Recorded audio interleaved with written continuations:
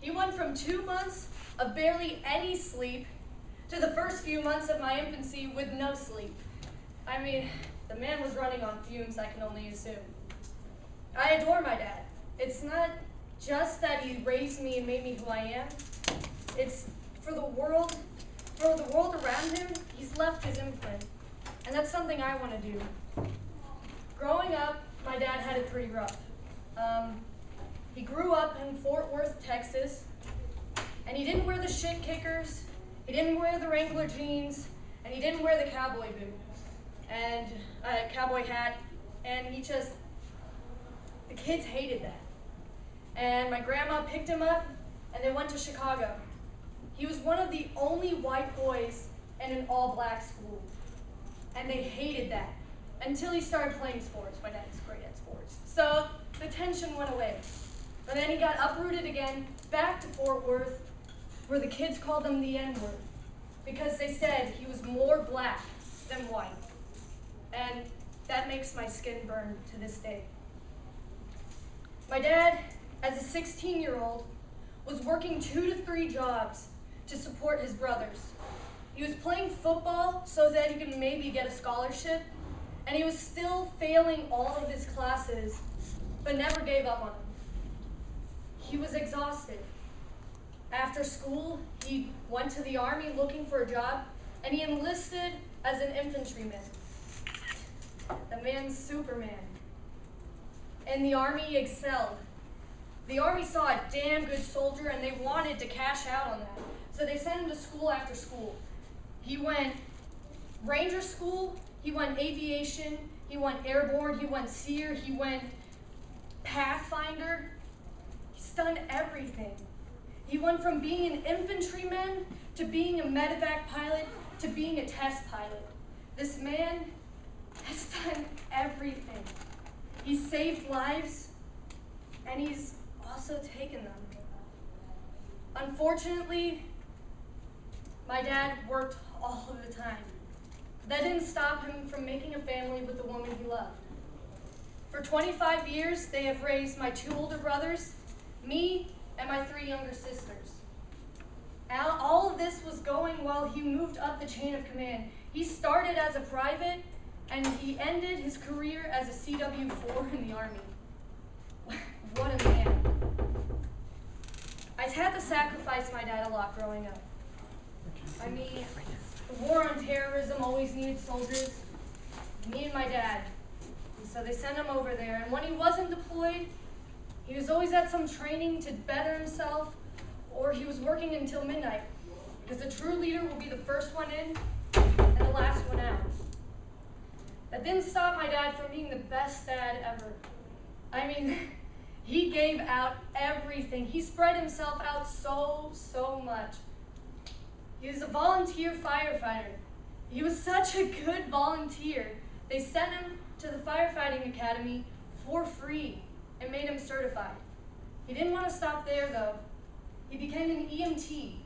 He studied his butt off at night. While he was being a pilot, he would come home and he'd study for hours.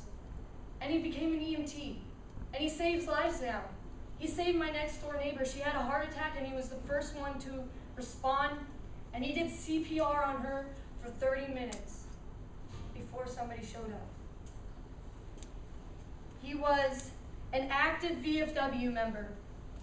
He was a football, baseball, and soccer coach for the high school teams at the high school with my brother. He was a venturing crew and Boy Scout leader, and he volunteered with the Girl Scouts whenever he could. And now that he's retired, he's an active police officer, and he trains volunteer firefighters. He's doing his dream, his childhood dream of helping people and changing the world. He's putting away the bad guys, and he's bringing justice and equality to my small town that likes to stay in their box. I want to go back to a year ago when I finished my junior year of high school. I was just enlisted into the Army, and I was going to basic training that summer. The day I left for Fort Jackson, my mom was really emotional, and my dad was really quiet. I had a feeling that maybe he thought I couldn't do it. And that was not for no reason, though. I had a really, really rough junior year. I had deep episodes of depression. I was really emotional, and there was a lot of nights where he would come up to me and tell me, "You gotta drop your rucksack of pain, or you won't move forward." And I got the nerve up, and I was like, "Okay, Dad. Okay, I'll drop my rucksack. I can do this." And so, before I go on my flight, he looks me very seriously in the eyes, and he tells me, "You are a Lance. You can do so much more than just this. You can go on, and you can conquer, and you will conquer." And he took my hand, and he put his Ranger tab in it. And he tells me a story, and he says, before he went to Ranger school, his mentor gave him his tab.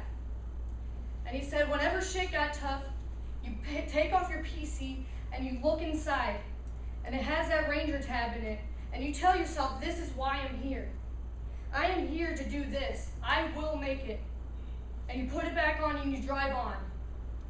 And that's why it's a drive-on tab. He tells me you look at your PC when shit gets tough, and you tell yourself, this is not just for me, it's for you.